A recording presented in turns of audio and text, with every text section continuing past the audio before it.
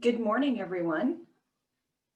And we'd like to welcome you to our panel discussion this morning, Science and Society, the Impact of Trauma on Human Trafficking Survivors. This is a virtual panel discussion, and we're very, very pleased to have Florida Department of Juvenile Justice Secretary Simone Marstiller to facilitate this discussion with trauma experts Dr. Philip Toll and Vicky Basra, and then our survivor leaders, Adalia or Dee Rivera and Savannah Parvu. These panelists will share their experiences, expertise, and insight into how communities can better advocate for prevention of this heinous crime.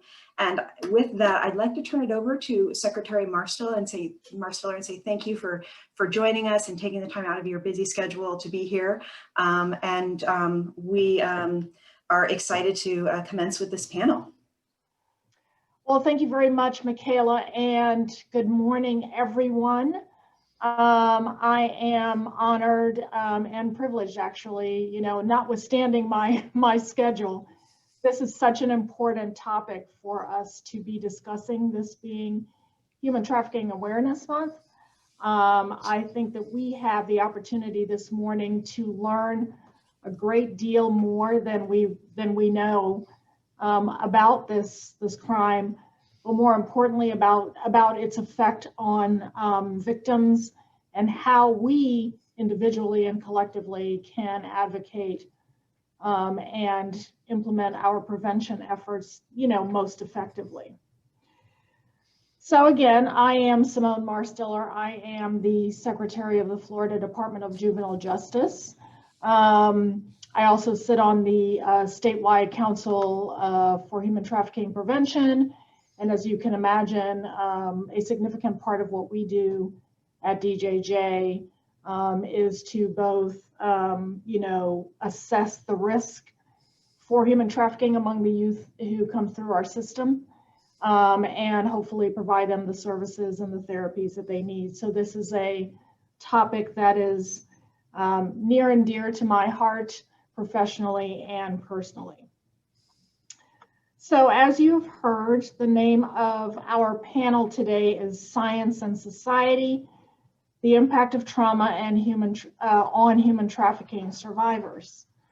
I want to first, before we get started, I want to say a huge thank you to the Florida Alliance to End Human Trafficking and to Voices for Florida for putting on this very timely and informative panel.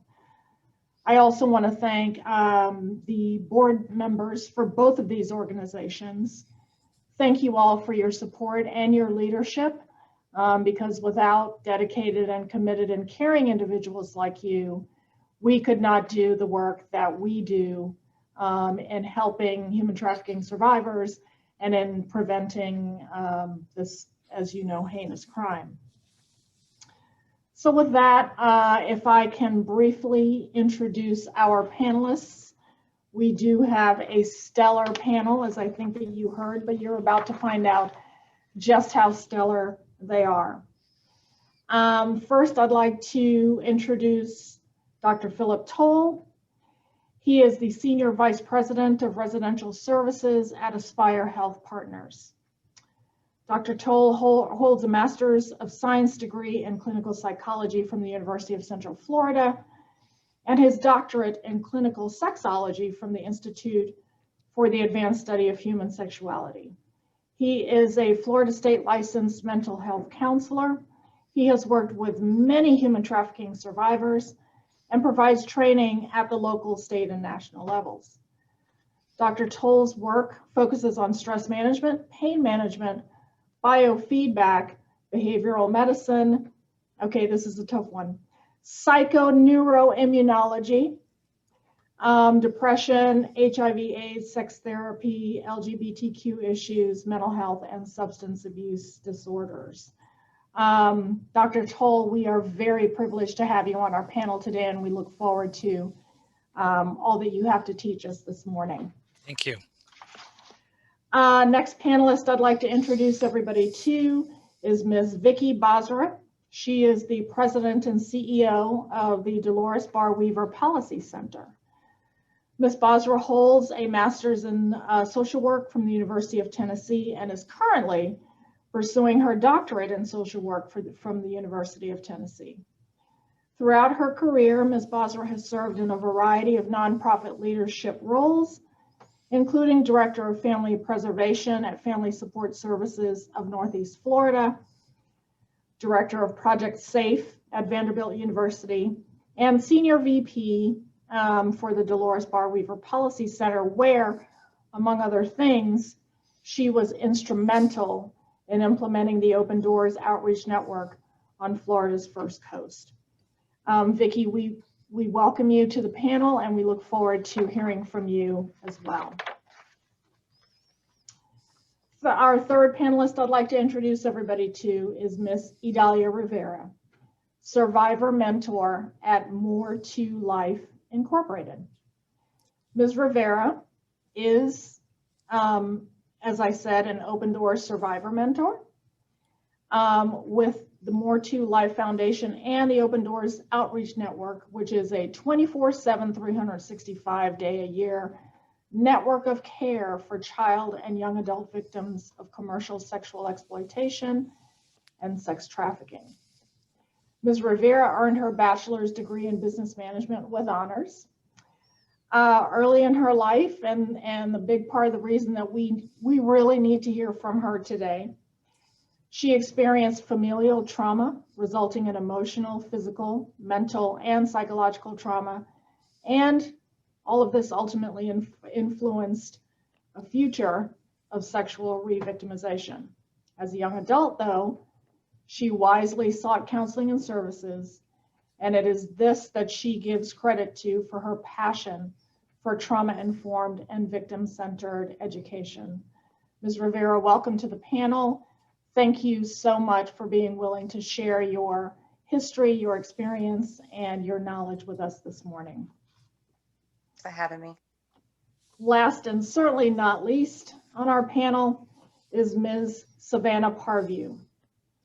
She is involved in survivor leadership through active prevention, awareness activities, and educational efforts. Ms. Parview is a nationally recognized speaker on the issue of human trafficking and has received awards and accolades from anti-trafficking organizations for her efforts. She routinely shares her experiences of abuse and victimization with the public to foster greater knowledge and understanding of the complex issue of familial trafficking within the commercial sex trafficking arena.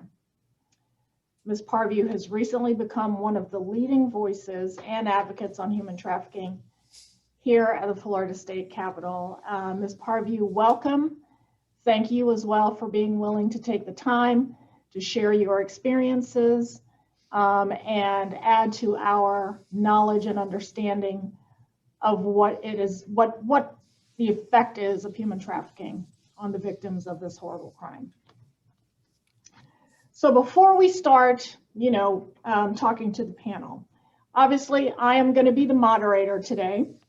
And again, the theme for the panel discussion is science and society and the impact of trauma on human trafficking survivors. We really hope that this is going to be one of many opportunities for us, for people around the state, to network and connect on ways that we can best work together to tackle this issue. We have, I would say, 3 or 4 goals in mind this morning for this panel discussion. Number 1, we want to bring attention and awareness, of course, during Human Trafficking Awareness Month. Number 2, we want to focus on the science of trauma and how human trafficking impacts the brain. Third, we want to talk about how trauma manifests itself in the lives of survivors physically, psychologically, and in the larger social context. And finally, we all want to learn from all of this how we can be more effective, again, with our prevention and advocacy efforts. So here's how it's going to work, hopefully, as smoothly as possible today. I will, again, facilitate the discussion. Some of the questions that I ask will be for the individual panelists. Some that I ask will be for, a round robin style for all of the panelists to jump in. But we do know that many in the audience may have questions as well as we go on, and I want to encourage our audience members to submit questions as we move forward. So the best way to do that would be to use your chat function. Type your question in the chat. If your question is directed to a particular panelist, please, be sure to put that in. And Ms. Michaela Denny, who introduced us and launched our discussion this morning from Voices of Florida, Michaela is going to be monitoring the chat and will bring those questions to the panelists as they arise. So we look forward to a very engaging discussion. And again, audience members, please feel free to ask questions as we move forward. Okay, so let's get started with this because we have a lot to hear about and to learn about. To get us started, Savannah, I'm going to ask you to kick it off and provide our audience with a basic description or understanding or definition, if you will, of human trafficking. So can you describe it? Are there different types? Talk a little bit about how human trafficking it is different from other crimes, common ways people are trafficked, that kind of thing. Savannah, I will turn it over to you. Thank you so much. So human trafficking is a crime that involves exploiting a person for commercial sex, labor, or services, and it often involves force, fraud, or coercion. Some of the main types of human trafficking that we hear about here is sex trafficking, and that can be selling somebody for sex and pornography, and it has to involve the force, fraud, or coercion unless the victim is under 18 years of age, and then it doesn't have to involve force, fraud, or coercion because the law has recognized that a person under 18 cannot consent to prostitution. Labor trafficking often involves like migrant workers, those in the hospitality industry, hotels, housekeepers, restaurants. And then there's domestic servitude, which often takes place in a person's home. And a lot of times that's like live-in nannies or housekeepers, and they oftentimes live at their place of employment, which is not really employment. All right. But human trafficking is different from other crimes because victims don't come forward. If somebody is a victim of theft, they often contact the police to get help and file a report. But victims of human trafficking, a lot of times they don't even know that they're victims. And if they do know that they're victims, they're not going to contact police a lot of times because they're afraid either for themselves or for their family. Different ways that people are trafficked. A lot of victims are groomed online through social media where somebody befriends them and either starts showing an interest in them, like romantically, or it could even be just somebody promising them a job that pays well and they go wherever and it ends up not being that and they end up being trafficked for sex or labor. But a lot of times victims are groomed, especially children, on social media. And that's probably one of the most common ways we hear about. But then there's familial trafficking, where a child doesn't even need to leave home to be trafficked. And a lot of times that is for a parent will sell their child for drugs. And some of the challenges that survivors face is, like, a lot of times you have years of abuse, and like recovering from that trauma takes a lot of work and it's not easy. Survivors don't have the resources they need. And a lot of times survivors end up going back into trafficking because they don't have the appropriate services and support. Savannah, a couple of questions that sort of pop into my mind from that, and thank you very much. I think that you have captured, globally what human trafficking is and things like that. Now I think you said a little bit earlier, and it may be that people, and I've heard this too, right? So does trafficking necessarily mean physically moving a victim from place to place? No, because especially if it's familial trafficking, a lot of times you're trafficked right where you live. But a lot of times trafficking doesn't involve a person moving place to place. There have been some studies that show 80% of victims never leave the city that they're from. Wow. So it really is about, taking somebody, adult or child or whatever it is, and exploiting them for money, whether the victim is moved around or not. Yes. I'm really interested in, if you don't mind, teasing out a little bit. Is there a particular profile of a trafficker, or is there a particular profile of a victim? Because when I'm thinking about awareness and the kinds of things that we should be looking for and at as we are out in our communities, are there signs that we can look at to say, this person might be in trouble, this person might be being trafficked? What kinds of things should we be thinking about in that regard? Well, I would say there's not necessarily a particular profile. Traffickers and victims look like everyday people. But some of the things that you might notice is if there's somebody that an older person that seems to be in a relationship with a younger person. If you try to speak to somebody like in an elevator, if there's a younger person with a person a couple years older and you just say hi or ask where they're from, a lot of times that older person's going to answer. But I mean, there's not it's different for case by case, and there's no two, I don't know. Yeah. There's not a particular profile.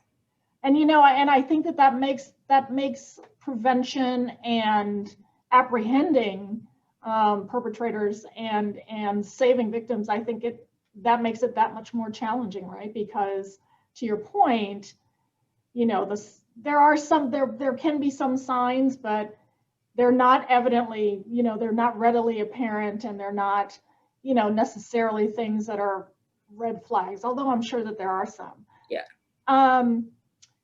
One of the other sort of, and it's not so much a misperception, but a perception, if you will, that I have experienced, and you may have as well. When we hear trafficking, human trafficking, most of us immediately land on sex trafficking. But there is also labor trafficking. Can you tell us a little bit more about, you mentioned, domestic, labor trafficking in homes, but where is that most prevalent? So is it nail salons, is it hotels? I mean, what kinds of environments do we see that in? Well, in Florida, we see a lot of labor trafficking with migrant workers. Then it's also housekeepers at hotels. With the tourism we have, there's a lot with restaurants and the hospitality industry, and that can be children and adults in labor trafficking. Okay, fantastic. Well, thank you so much for that that primer, if you will, on human trafficking. That you've done a great job of setting the scene and giving us some context within which we can take our discussion forward this morning. Dr. Toll, good morning again. I'd like Morning. to, you're the guy primarily who is bringing the science, right? Science to this discussion. And this, I know, is a really important part of our ability to really understand what human trafficking is and why it is so heinous, if you will, a crime, because of the way it impacts the victims of the crime. Absolutely. So could you tell us first, how do you define trauma in the context of your work? So trauma is an important concept across behavioral health care and medical health as well, because we really evaluate the impact and extent of trauma. And in a moment, I'll introduce to you why that's so significant that we're assessing for trauma across the board. But the importance with human trafficking is key. But trauma is something that is extremely upsetting to an individual, be based on an event or a circumstance that causes great harm, both physically and mentally, or from a behavioral healthcare standpoint. And I'm getting some. What's really key is to understand that there are changes that take place with the experience of trauma. Now, most Americans, most adults in the world have experienced some trauma. Generally, that may be one event. With a human trafficking survivor, it's multiple traumas over a prolonged period of time, to such a degree that most of us, unless we're a survivor leader ourselves, can't really wrap our head around what does that trauma really look like. So, for example, in a very conservative setting, if we think a survivor has been trafficked for a year, 5 men a night for a year, we're talking about over 1,800 sexual assaults. Wow. Now, all of us have met someone and know someone who's been sexually assaulted, not to downplay that extent of that trauma, but one, and how difficult it is for her to overcome that one event. Now multiply that times 1,800. That's very conservative. If it were 10 men, which is much more likely, or more, it's over 3,000, 3,600 sexual assaults in a year's time. So how does one wrap their head around, how do I restore you, help to assist you in recovery over that level of trauma?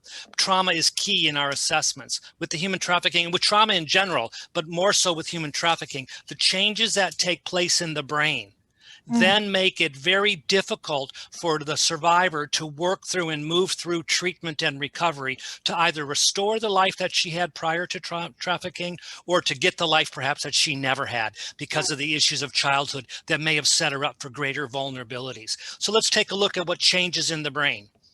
So struggling with treatment and really training our healthcare providers to say, understand what happens. So the fight or flight or freeze experience in the brain, all of us have that. That's a natural part of our survival instinct. So we're presented with danger. And I always like to say to our clients, because I do group with our women, we have a human trafficking residential program, that I do group with the women every week, because I want to be present for them and share these concepts, because it's key for them to understand their own recovery. So whether it's a real or imagined fear, they still read it as life-threatening. You know, so the mind, the brain that sets us apart from all the other animals that crawl around on the earth works for us and works against us. So when we need it and it's working well, when there's real danger, our body responds. However, when we present imagined fear and imagined threat, it still responds the same way. But in the life of a survivor, when you get stuck neurologically at that place of fight or flight, it's difficult and sometimes impossible to move out and shift from, this is going to kill me.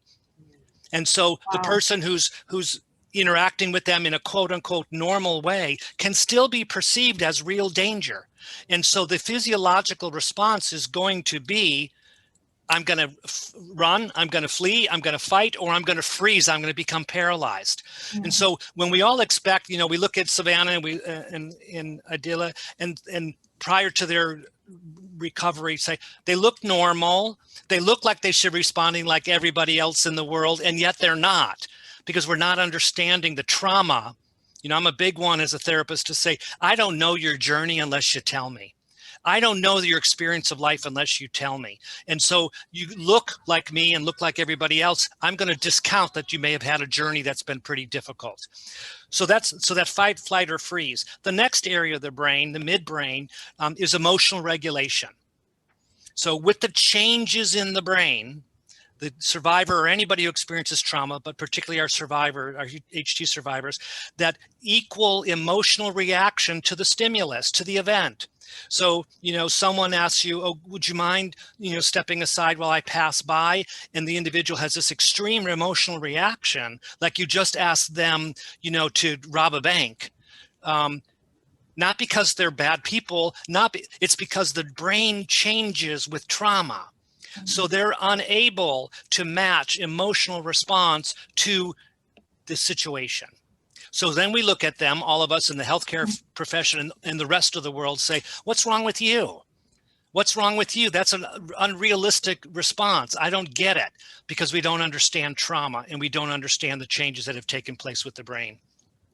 The third area is the frontal cortex, prefrontal lobes, which are what we call the executive functions of the brain: reason, judgment, impulse control, mood, decision-making, deductive reasoning.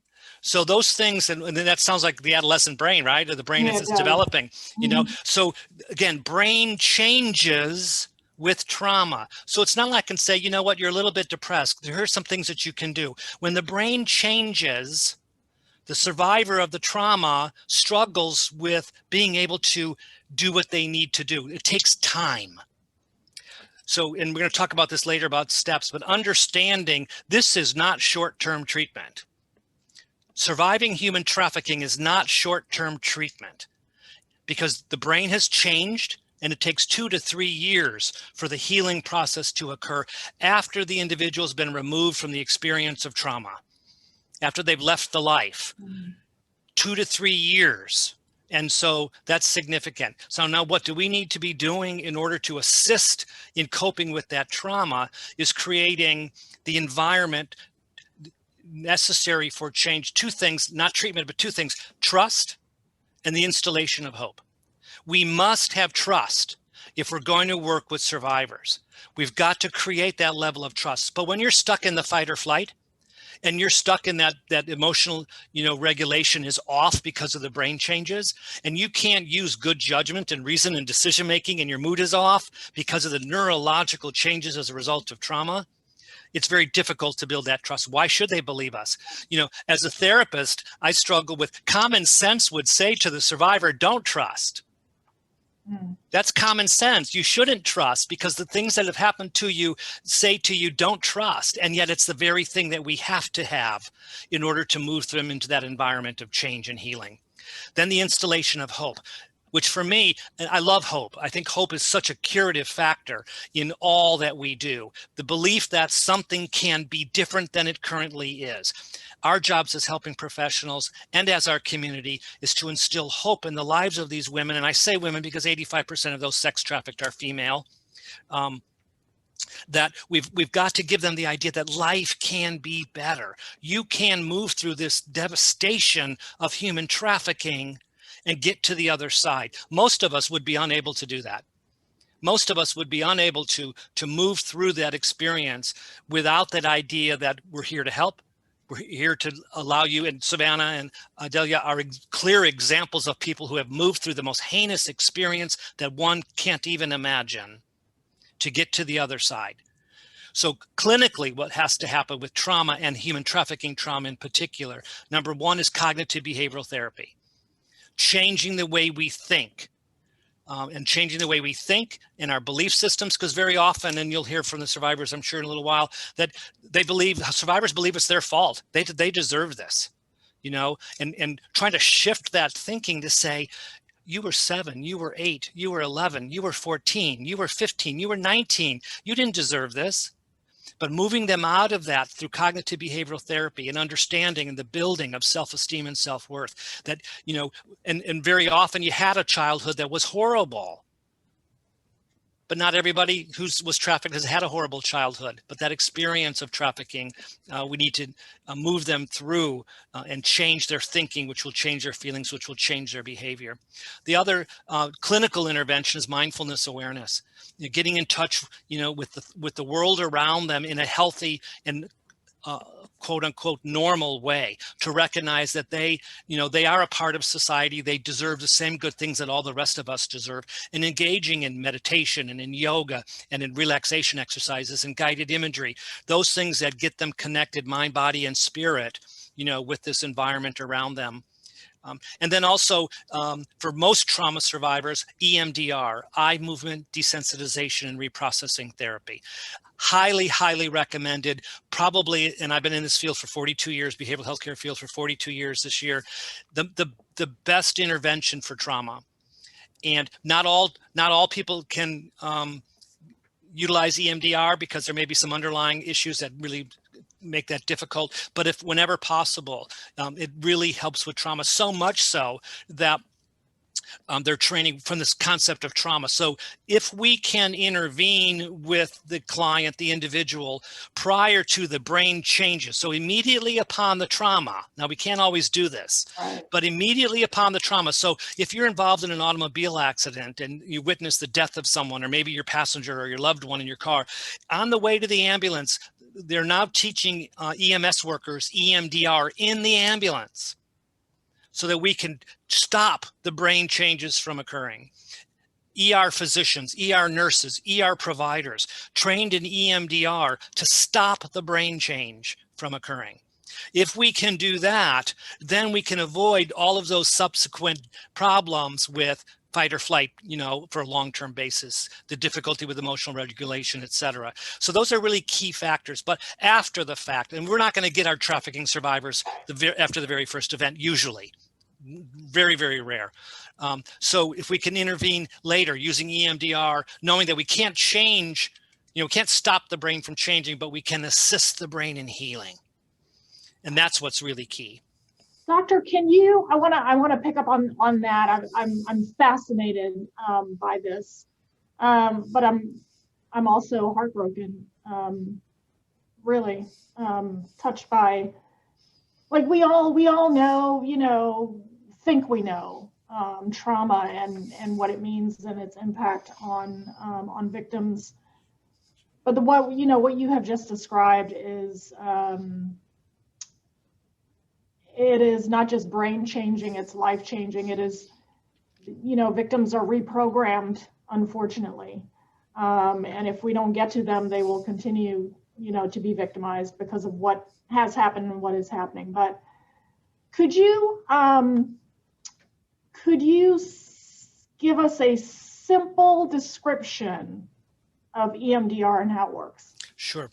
Literally, and it's been around for a good 25 years. And early on in the field, it's like, what's this stuff? This is kind of, voodoo kinds of stuff. Literally eye movement, and research is getting better and better about why does it really work. But when you think about it from a neurological standpoint, it really is shifting those neural pathways and the changes in the brain that have occurred with trauma through eye movement is one example. So literally, in the client following the therapist's, finger, there's tapping, there's light. You can use a light machine as well, that somehow shifts and reprocessing. That word is really key in the therapeutic approach. The reprocessing, the reprogramming, if you will, the restoration of normal neurological function that has changed because of trauma.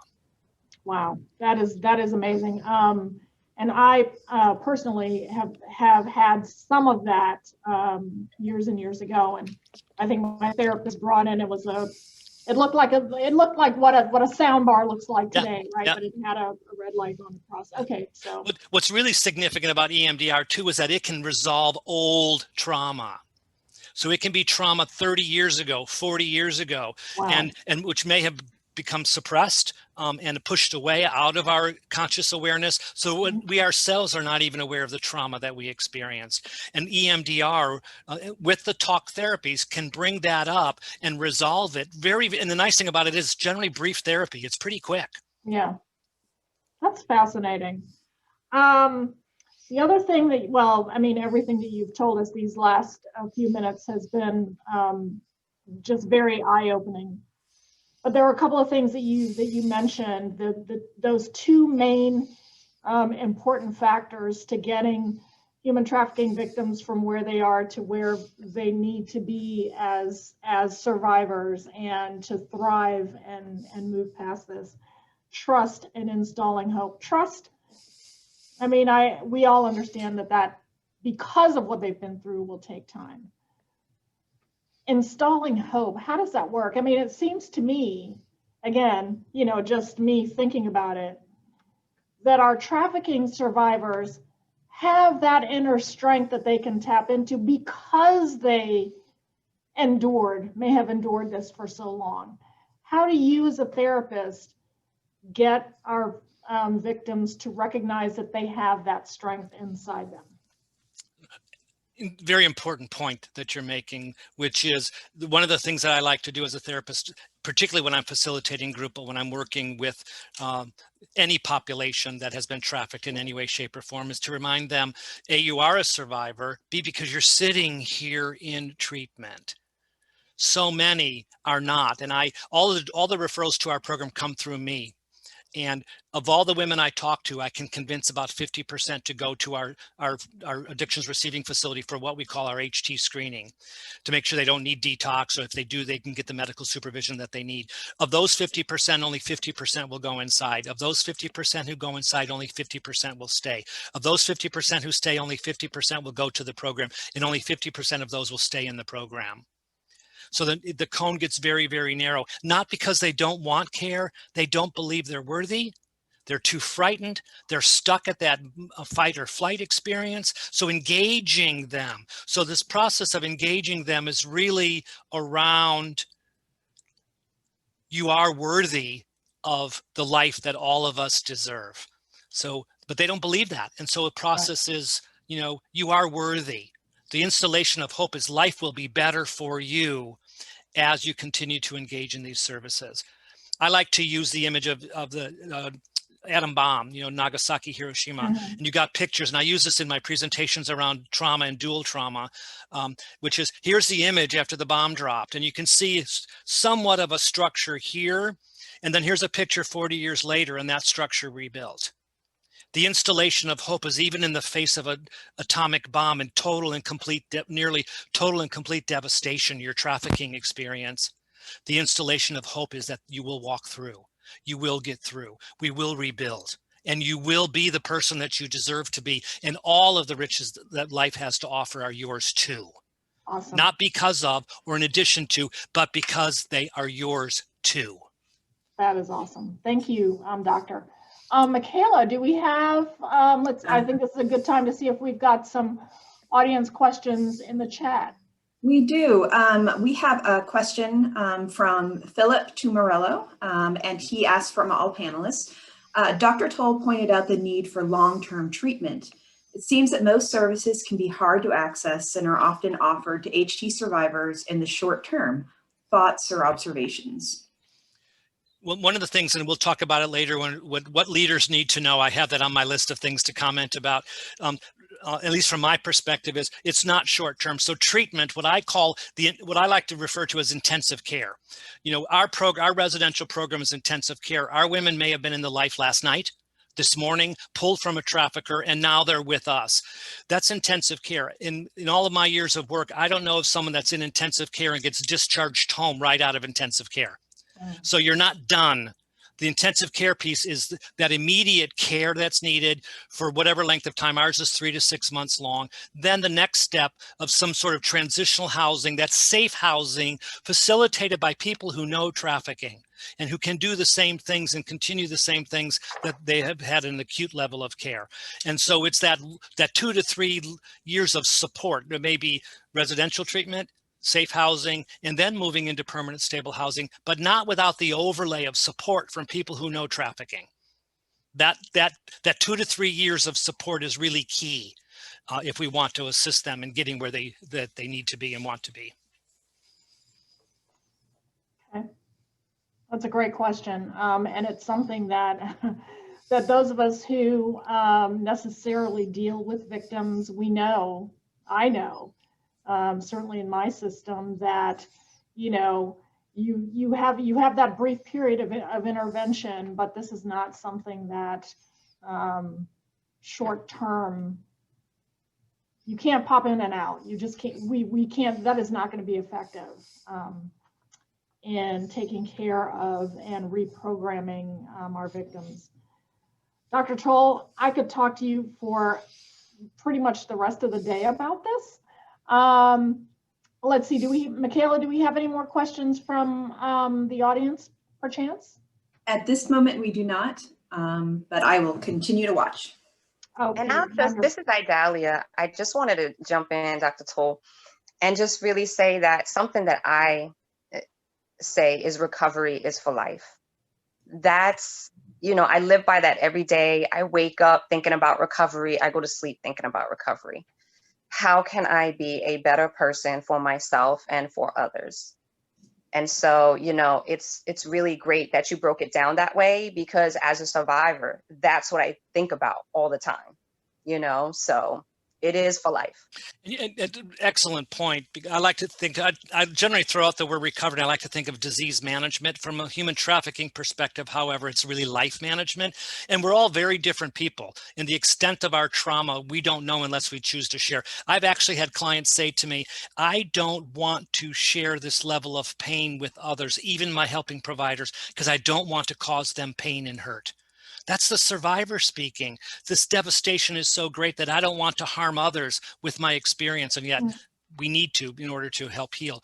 But that we all move through this life journey at different paces. So physiologically, psychologically, spiritually, you may be at a different role, and this aspect takes you a little bit longer, maybe to recover the emotional regulation. You got fight or flight down, that's okay, but you're still struggling with, wait a minute, was that a reasonable emotional response to what just happened? And it may not be, and that's okay. You step back and say, oh, okay, let me look at that again. So yes, Right. I agree with you. And then to add, as a survivor, are we even ready for that? Right? That could take 2-3 years in its own. Mm-hmm. And to add to that, I think that community models and programs need to really think about, so, you know, I always think about my own children. They have home base, right? Which is myself and my partner. And they always know they can come back to home base anytime they have a crisis, anytime they have anything going on in their lives, they can always come back to home base. For many of those that we're serving in the community, in our services, we become home base for them. And so we have to be long-term serving programs. We cannot be short-term, you know, 6 times or 10 times. We have to see it as a long-term serving model, because, and we have to provide it from this lens of continuity of care, following them no matter where they end up in the system, where they are, whether they're with you, Philip, you know, whether they're in another, you know, housing program, whatever. There has to be one steady individual that's navigating with them through all of those systems, that becomes that point person that becomes home base for them, because we all need a home base. Right? And that has to be that long-term system. And for many of the individuals we have the privilege of serving, you know, all of us as nonprofits, we become that home base, because it's like you said, Phil, it's building, we become that place of trust, right? And so when you become that place of trust, you have to keep showing up, you have to keep being there. And that is that 2 years, the 3 years, the 4 years sometimes. And we have girls that we still work with that, you know, started with us when we first opened. And they still show up. And what I remind our team of is they show up because we're home base. They don't have a home base like our kids do. We become their home base. That's a really good point. And you know, you mentioned the need for that continuity.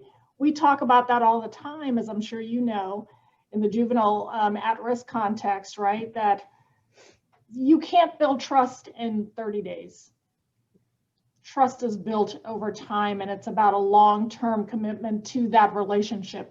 It's a relationship at the end of the day. And I think that that's a really very important point to bring home. I'd like to ask, Idalia, you sort of opened the door to this. I'd like to ask you and Savannah, and I know that this may be difficult for you all to talk about, but I think it's important for those of us in the audience to understand, you know, we've just heard the science of trauma and then the, you know, the mechanics kind of what it does to the brain. But I think it's important for us to hear from you all. What does that look like and feel like and translate into experience in daily life? What does that look like? What does that feel like? Idalia, can we start with you? Sure, that would be great. Excellent question. In my opinion, the impacts of trauma on the brain, just like Dr. Toll was talking about, are in multiple layers. And so we have to think about this particular trauma, again, being repeated. Dr. Toll was able to give you those numbers. That's amazing. I never even did the calculation, So this is constant trauma. And in my case, Dr. Toll was talking about EMDR. I dissociated.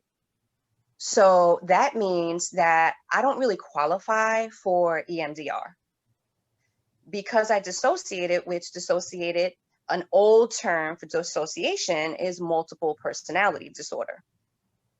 And so what I had to do is I had to go through years of doing incorporation. And that's by choice, because you don't have to incorporate. Not everybody chooses to incorporate. But that was my choice. I chose to incorporate and become one, even though we still all are here. And so, understanding that repeated trauma, what it does when not just when people are within that trauma, but when they dissociate and leave from that trauma, which many do. That's a lot of the times. And I don't know, Dr. Toll, if you'll agree, how we sometimes survive. There's a lot of that trauma, we're not really there. Mm-hmm. Sometimes dissociation is the only way you do survive. Way to get through Right. it, yeah. Absolutely. So, and then we have to talk about the effects on the body, right? Digestion, respiration, many years. I've dealt with PTSD, anxiety attacks, panic attacks, looking in the mirror and trying to understand what everybody else was seeing. That's a real place for us, and some people would even say, if I didn't feel pretty that day, some people look at me and be like, how ungrateful are you to not feel very pretty today? Not understanding my story, not understanding that was what I was taught, Mm-hmm. So emotional barriers, let's talk about that, which, again, that's that anxiety, panic disorder, PTSD. These are different layers that we have to get through. And as survivors, we can't do 5 of those things at one time. We have to take sometimes one thing, one baby step, get through, what is PTSD? What is dissociation? How can I control my anxiety? How can I control my depression? Am I struggling with substance abuse? Right? Because at some point, we may not even understand that we're struggling with that. It's like, this is a coping mechanism. This is better than where I am. So, and then we have trauma-related behaviors, such as self-harm that we have to, discuss, and dissociative symptoms, which I had made mention. The feeling of being safe, knowing what to trust. And, Dr. Toll touched on that. How can I trust Dr. Toll when, my father was my predator, my biological father? So yes, Dr. Toll and I now have to establish this relationship. He has to teach me. I have to, we have to have this communication of what trust is, what boundaries are. What does this look like? What is healthy communication? So, and then we got to talk about triggers, right? That set the brain, just like Dr. Toll was saying, flight, fight, or freeze. I was a freezer. And so that meant that in the face of danger, I couldn't move. I couldn't scream. I couldn't ask for help, and then I dissociated. So how does a person come back from that? you know, you can, and there is hope. And I'm so glad Dr. Toll said that, because there are techniques, and this is why we're having this conversation today. I'm so elated about it, because we're teaching others. This is what it's about, educating. Fantastic. Savannah, what are your thoughts on, what can you share to help us understand? I think picking up on what Idalia was saying, I am curious to know, what did it take for you to get to the point where you could trust someone to give you the help that you needed? What did it take? It took years. I did the same thing as Idalia did with disassociating. And so because I did that, like I would stare at a spot on the wall. So that it was kind of like I was watching what was happening to me. So I never dealt with any of the trauma.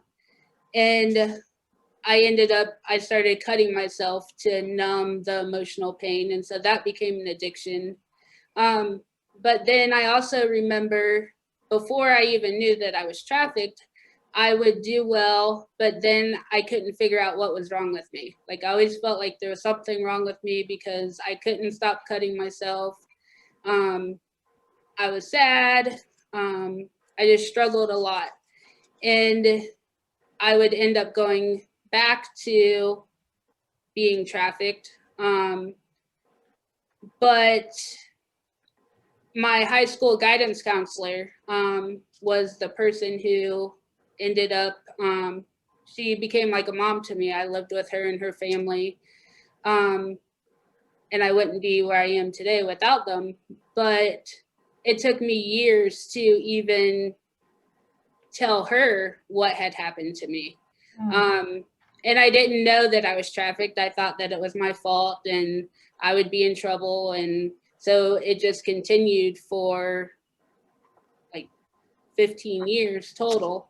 But then once I did go to therapy, I had to,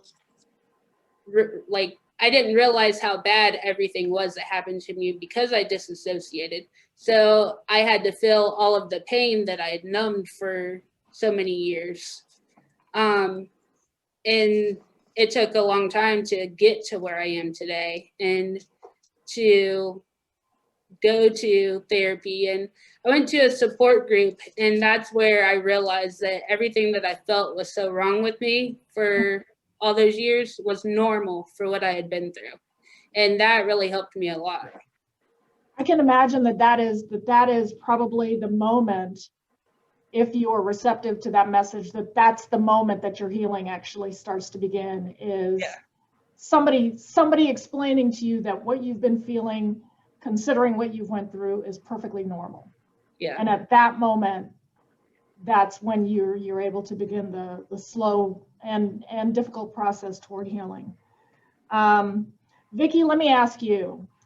You've heard now, and you've heard the science and what it's like from a physical and emotional perspective to the individual victim. What does all that mean from service provision? You started to touch on it a little bit earlier about that this is a long-term proposition, and we can understand why. But what are some of the challenges from a service provision perspective that you have experienced and hopefully overcome? What kinds of things should others who want to provide services or who need to be out there, like myself, right? My agency needs to be out there looking for service provision. What kinds of things do we need to be thinking about? Thank you. I think that, when I go back and I listen to everything that both, Dr. Phil shared, Savannah, and shared about their lived experiences, what really stands out is that place of being stuck in, when they first many times start seeking services, it's the stuck in the fight or flight, right? And many times when they start to receive services, when they connect with services, what they're coming to the door with are the sexual violence, the trauma, you know, the grief and loss, which we never talk about, right? But the level of grief and loss when Wow. you start really talking to them from their childhood, as well as the experience they experience as victims of trafficking, right? So we can't just look at this just at the time of when they were trafficked. I think that we have to look at this as a whole lived experience, which is also prior to the time of the trafficking experience. And many times, all of it holds a lot of grief and loss as well. Many times they've experienced multiple moves, so there's no stability in their lives. They've experienced an immense amount of hopelessness, distrust, all of the things that they just shared. But when we see them, because of that immense amount of distrust, the behaviors and interactions that we experience, a lot of times we define those behaviors as manipulative, right? What we see is anger. What we see is hostility. We see the mistrust. We see the disrespect for authority, right? We see this withdrawn behavior. We see aggressive. We define runaway behaviors in our young people. We define them as defensive, right? And we start labeling them without sitting, as you know, Dr. Phil said, and understanding what is that lived narrative, what is that lived story that they're coming to us with. And then that leads to this system response, right? Which is our system response of we judge them harshly, we personalize it, we make it about us, right? Why is she I'm just here to help. Why is she being so defensive? We engage in power struggles many times, right? Because again, we're making it about us as professionals. We punish the behavior.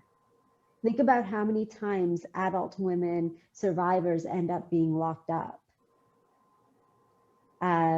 We send them away.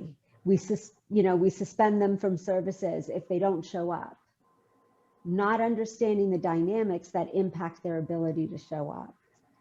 We isolate them further. We restrain them. We could try to control their behaviors, right? So how do we shift that dynamic so that we're not creating this negative culture that continues to push them away and judge them from this negative lens?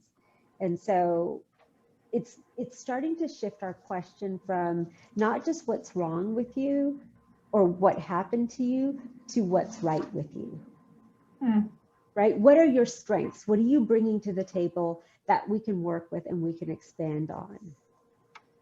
And so what, you know, Dr. Phil already shared around the impacts of trauma is the lack of trust that comes through, the isolation.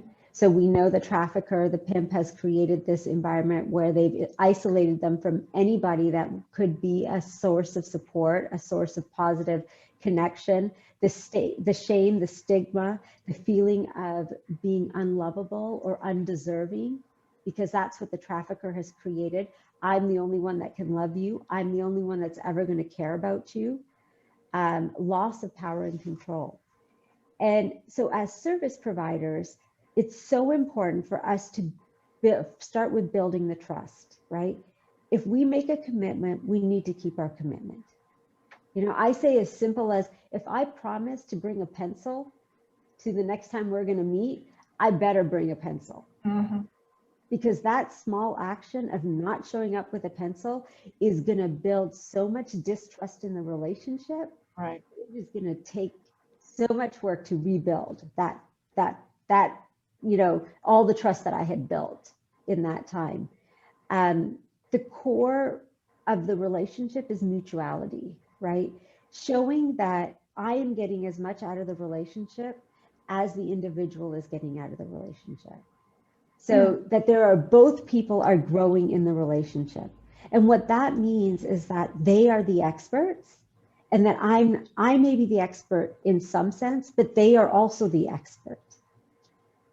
So how do we both come to a space where there's mutuality in the relationship? And that's based off of relational cultural theory out of the Jean Baker Miller Institute. And so how do we build relationships off of mutuality where both people are building a growth fostering relationship so that it feels like an equal partnership.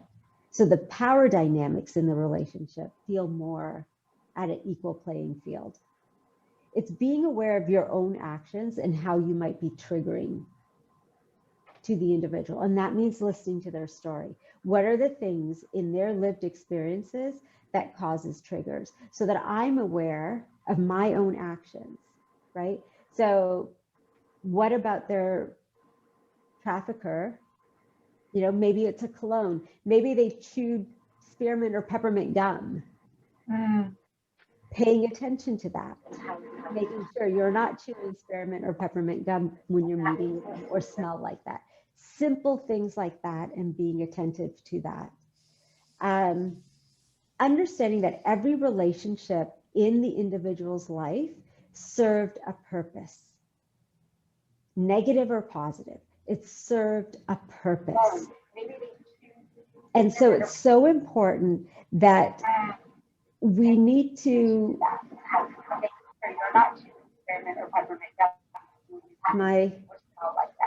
Oh, you're good. Am I good? Okay. Yeah, we Sorry. can hear you. Okay. And so making sure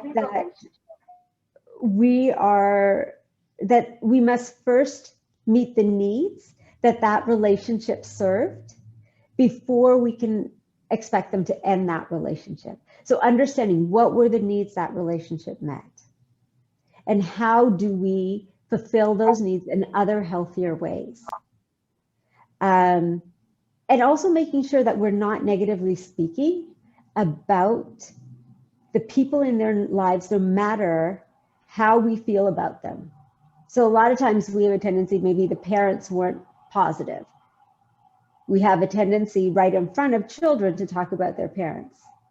That creates distrust in the relationship. That creates disconnect. The trafficker, until they're in a place to be able to talk about the trafficker from that lens, it doesn't build trust for us as service providers to talk negatively about the trafficker.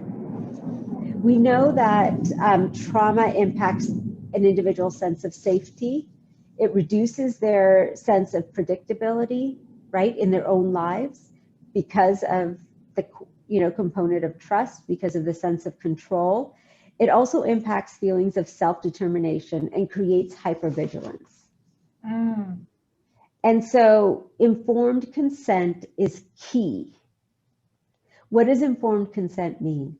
It means that we openly share all information and we trust their decision for themselves and prepare them for any new events or changes and try to limit as many surprises as possible and create as much predictability as possible. It doesn't mean they're always going to get what they want or the decision's always going to be made the way they want, but it means that they have all the information possible so that there's as least amount of surprises, right?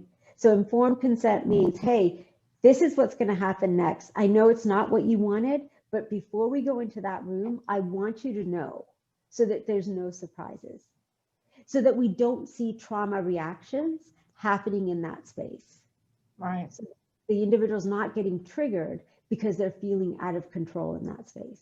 You've already worked through with them what that trigger is going to be, what that response is going to be. So in that space, when that information is being shared, they already know it. There's no surprise. They know they're going to be unhappy with it, and they've already worked through it and have a way of addressing it. So, and the last piece of trauma, we know, again, loss of choice, feelings of helplessness, hopelessness. We also know intrusive thoughts, rages, flashbacks, which we've heard about, and that they may have coping mechanisms that are counterproductive to their present situation and how they're presently surviving. And so it's so important for us to redefine success, right? So we sit with them, we develop plans with them, and making sure that we're in conversation with them and they're part of how that plan is developed. But then how do we make smaller goals so that they can be actually attained and achieved. And how do we define and redefine success so that there are points where they feel like, oh yes, I can achieve this, I can do this, I can, get to where I want to be. Success looks different for each of us. It's also understanding that our emotional maturity may look different than our cognitive maturity, which also may look different than our chronological age because of the impact of trauma. So I may sit here and look like a 40-year-old, but because of the age that I experienced the trauma at, how I respond may not align to the age that you're seeing across from you. And so creating space for that and recognizing that. But again, you'll only understand if you sit and create mutuality and listen to their lived experience and listen to their story. And always recognizing that it's not a choice.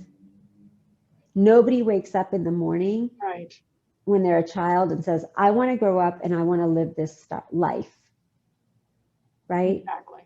Running away is not a choice. You run away when you don't feel safe at home. We tell victims of, domestic violence to run away from their homes, right? To seek safety. And yet we punish children when they run away from home because home is not safe. Right. Wow. So let's really explore concepts of choice. Yeah. This choice really. Secretary Marstiller, yes, we have a question. Would that be okay if I just Absolutely. I think what Vicki had to say definitely increased the amount of comments. So one I have, and I think that we're actually going to be addressing this towards the end, was about prevention and what is Florida doing to put serious funding into prevention. There's a lot of people that are involved in rescue and rehab, but that only get worse if we don't invest in direct prevention efforts with students. So I think that one is definitely, and I think that's probably appropriately coming up at the end. I think that's a topic that we had. We have also a question from Sabea Neal. And Sabea asked, how do we redefine success at the macro level? How do we, as service providers and advocates, help policymakers understand what success means when working with HT survivors? And then also, we have an additional question about, we've talked primarily about girls and women and briefly mentioned boys, men, and the LGBTQ community. Can one of the panelists talk a little bit about the prevalence of male trafficking victims and any specialized trauma needs of boys, men, and LGBTQ survivors? Vicki, would you? There are a couple of things in those questions that I want to pull out. Vicki, if you wouldn't mind taking the how do we define success part of the inquiry. So I think that there's a lot of research out there that is now looking at success at a macro level, and it's really making sure that that research isn't sitting on the shelves, but getting in front of our legislators, get in front of our policymakers, and getting also involved in the programming components. And so how do we make sure our programs are based on evidence-based models as well as efficacy-based models, right? Are we really listening, first of all, to the voices of survivors when we're building models? Are survivors at the forefront of the movement? Are we making sure that policies, when we're writing policies, that survivors and survivor leaders are at the table to help us write those policies? Because until the movement is based, and that research is led and engaged by survivor mentors and survivor leaders, we won't see a shift in the work, right? Because it's like, it has to be engaged, the research and the work has to be engaged at every level to inform what is best practice.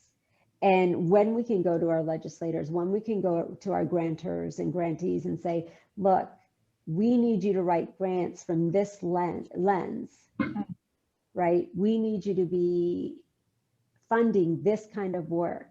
We can't have you funding just 6 sessions because 6 sessions aren't enough. We can't have you funding models where you're also not paying for survivor mentors as part of model programs.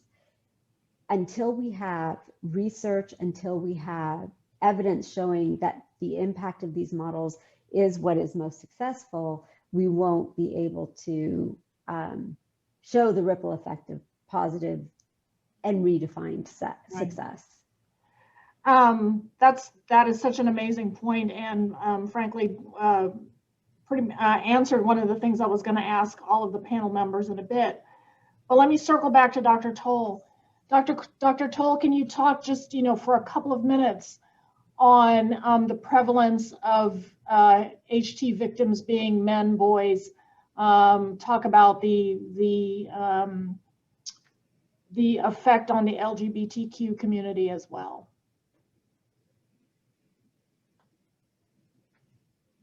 Addressing the vulnerability, and greater vulnerability from the ACEs, the, adverse childhood experiences that really increase the vulnerability and increase the risk for trafficking. And while statistically we may talk about 15% of sex trafficking survivors being male, the number's probably higher than that, because we traditionally, from a male sexual abuse, physical abuse, emotional abuse perspective, downplay the numbers, because we still have a stigma in our society that big boys don't cry. Males ought to be able to, to manage themselves. And yes, there certainly is continued to be male privilege in our society. But when we talk about abuse, that privilege doesn't exist. They're not immune, or a separate category of, oh, no one's going to bother boys. They often do. The homeless aspect of that is also huge. The runaway, the homeless aspect. So when you're on the streets, the statistic is, within the first 48 hours, a third to a half, if there are already pulled in or attempting to be pulled into the life of trafficking for those homeless runaway youth. The LGBT community clearly at greater vulnerability because of the numbers of stigma that still exist. The misunderstanding of sexual orientation, of gender orientation. Both of those populations are at much greater risk for violence, and the transgender population in particular, much greater risk for death by violence because of their transgendered state. And so when we ignore that population, then we're still assigning, well, you're a boy, you ought to be able to handle it, you're a boy. It's discounted. Yeah. So boys don't come forward. Even men don't come forward with our emotional elements of who we are as men because, and I've had people say it to me as a man, and others, oh, just get over it, just get over it. It's like, it's not a just get over it. And when there's shame connected to it, we're far less likely to come forward with any difficulty in our lives. So overcoming that barrier is really key. So education across the board is key. I will talk tirelessly in all aspects of my life around human trafficking. I facilitate workshops at my church, in other community experiences to let's bring it into the forefront. I live in Winter Park, Florida, and I talk about human trafficking in Winter Park, Florida, and people are appalled. Not in Winter Park, Florida. Yes, in Winter Park, Florida. Yes, in Orlando. Yes, it's everywhere. And so let's bring it to light. Let's talk about it. Let's approve of it to say, this is what I'm seeing. There are things that are signs and signals, but only if we recognize them as signs and signals. Savannah and Adelia talked about some of those. You got an older adult who's answering the questions for a youth. You've got someone, one of the questions is about what can medical providers see? How can we recognize that? Detachment, withdrawal, extreme fear, overreaction to a circumstance, keeping their clothes on when they're trying to examine them for medical conditions, if they ever get to the ER, because often they don't. And so, but we need to look and see what we're seeing in order to help identify and be able to intervene. Fantastic. Okay, panel members. Gosh, there is so much more that this has been amazing, and again, I hope our audience members are just getting so much out of this. I know I am. We've got about 15 minutes left with you all this morning, and so I want to take this opportunity to get all of our panel members involved in this discussion for the next 10 or 12 minutes. I think it would be helpful at this point, not that you all haven't given us an immense amount of information already, and you have, but I think that our audience would love to get some feedback from each of you from your individual unique perspective and what you do in the human trafficking awareness and prevention realm. What kinds of feedback can you give us in the way of policy changes, educational awareness? Dr. Toll, you just brought that up. Best practices. What do we need as individuals who want to be more effective in advocating and preventing this from happening? What can you all tell us? Give us your feedback, arguably separate and apart from everything you've told us today, just policy changes. So for example, just now, Vicki, you were talking about, writing grants from the lens of survivors and survivor leaders. I think that's an amazing recommendation. So Idalia, give us some feedback. What are your thoughts? How can we be more effective in from your perspective, in what we do for human trafficking survivors? I think, in my opinion, honestly, education. Education has saved my life. And now understand that that's a part of therapy. I've been in therapy for over 20 years. So, and when I was in therapy, that's all I was receiving, was constantly being educated, and so having the understanding that how can you identify human trafficking, what to do, when you identify human trafficking, people still don't know. Yeah. They really, really don't.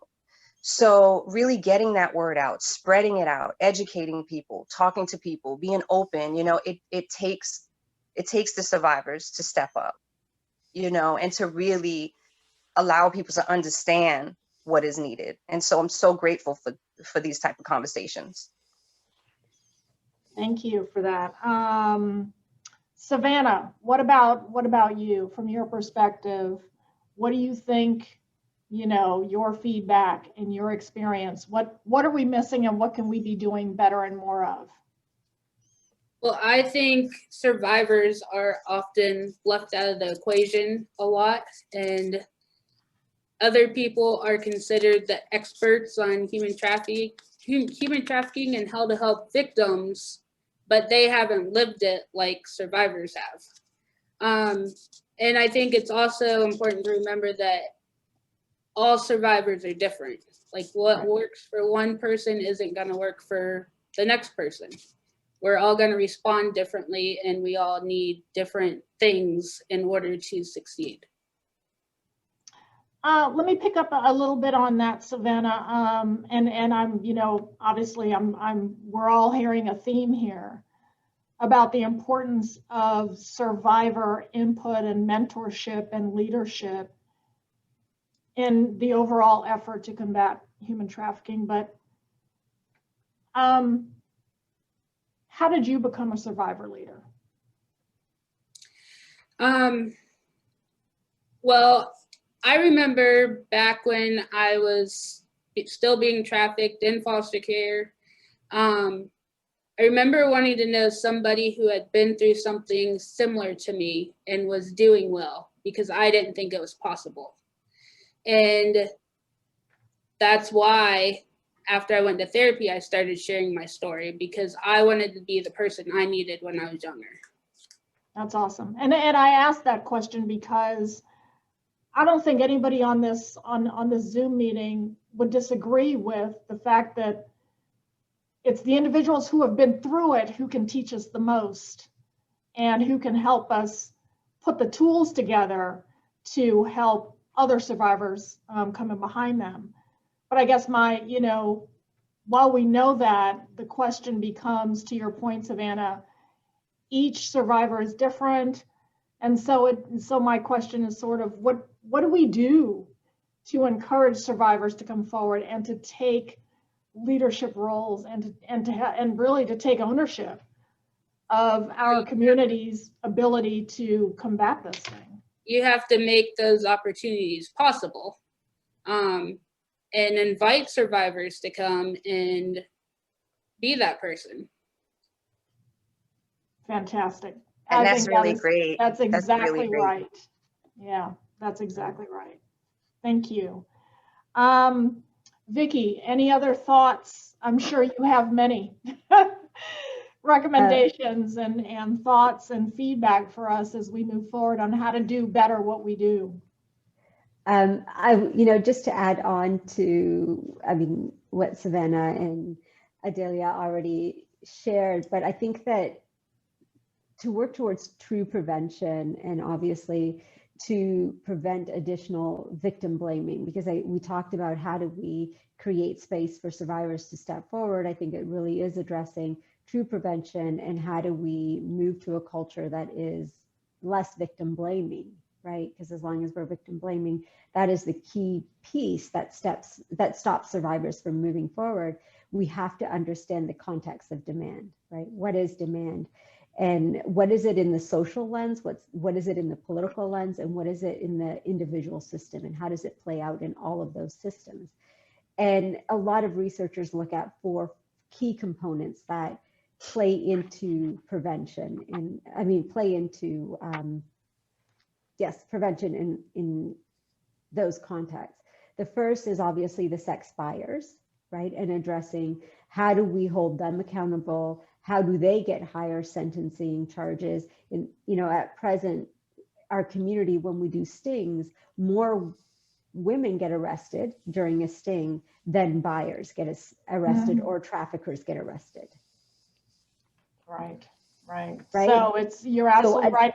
And I've heard that from even our law enforcement community is starting to really focus on the buyers of the service, if you will. Right. The second is looking at exploiters and profiteers, right? So that's not just the traffickers and pimps and brothel owners, it's the taxi services, right? The number of times I've spoken with young people that are, the taxi drivers are picking up young people from colleges and saying, hey, do you need to make extra money? I know where to take you if you need to make extra money. It's addressing like all of the businesses that make profit from the whole system. Mm-hmm. It's the destination and countries and states where governments collect billions of dollars through taxes as a result of this system. We have to address that. We have to look at it because these governments and systems are making money off of this. And then it's the culture that continues to glorify and glamorize prostitution, stripping as an easy way of making money or as a way of becoming famous. And we look at our music videos, we look at social norms, right? Where pimping is seen as something that's acceptable, doable.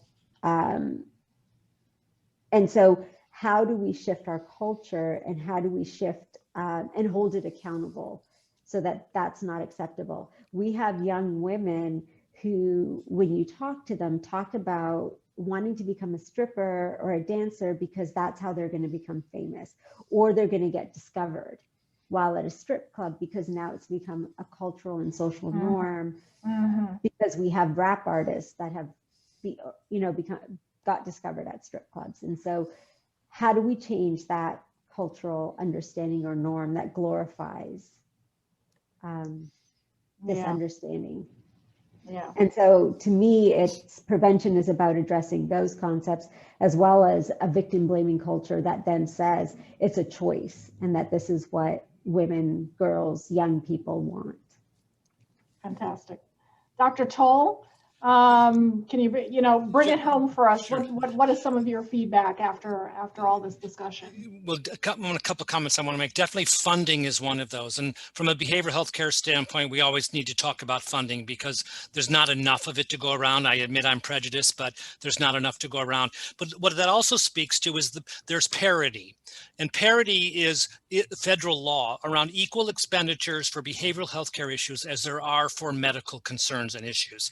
And we don't have that. The law is there. There's no meat in their teeth in the law for those who need behavioral health care to access that care. So levels of funding need to be addressed. And while we continue to look at that, there's got to be better ways. Insurance companies and others, can have disproportionate expenditures for behavioral health care issues, which are significant. I mean, depression is the second leading cause of death in the United States, not from suicide, but from all the other, that's a part of it, but from all the other aspects to how our health is deteriorated by behavioral health care issues. The second one is access to care, part of parity, but also access. So equal access to all who need treatment at the same levels that you need. So it's not, so the funding's here so I can get this level of care, but if there was more funding, I could get this level of care. Medically necessary, behaviorally necessary, but it's not available to me because of the funding source. And so we've got to have equal access, immediate access. We all know, working with survivors, it's engagement. And so if I don't get him or her into services now, they're going to be lost to me for at least a period of time. And during that period of time where they're lost, their life is in danger. And so equal access and accessibility and places for them to go now, that's what's really key. Wonderful. These are all, you all are giving me lots of ideas, and clearly we have a lot to work on to improve the way that we attack this crime and the way that we help our victims.